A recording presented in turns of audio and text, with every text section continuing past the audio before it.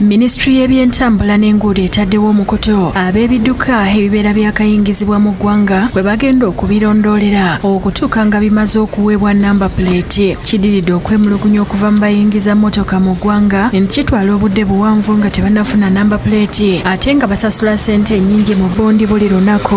Bino twasanzemu ebizibu bingi ne tugamba nti tujja kukozesa what you call ekiyita dashboard monitoring tool. Omutimbagano guno gujja kuba nga gutunulira kituyita performance oba institution ekoleete okulaba nti twachievinga outputs zaffe.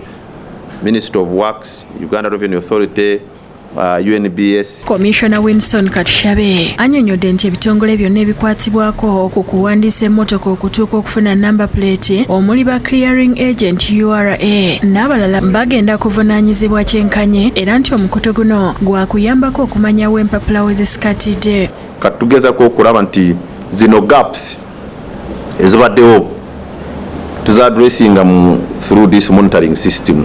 Bweba waliwo slowness from Ministry of Works twagala kumanya ku lwaki, bweba eri URA twagala tumanye lwaki, oba bano abimportinga motoka oba GS oba enamba.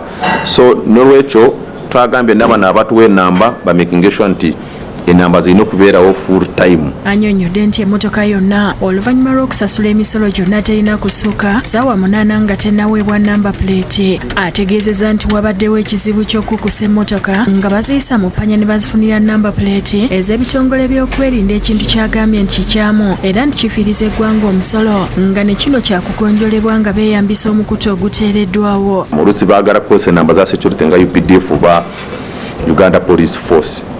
Kati tusanga transfer motoka tesobola kugitransferinga lwakuba oli abadde agamba nti motoka bagiboardings off ya institution. Katushabe era alabudde abavuga motoka ezitalina namba abamenya amateeka g'oku nguudo. Aba importing emotoka zino n'agireeta n'agivuga n'agitwala neeka mu mateeka ekyo tekikirizibwa nga terina namba plate.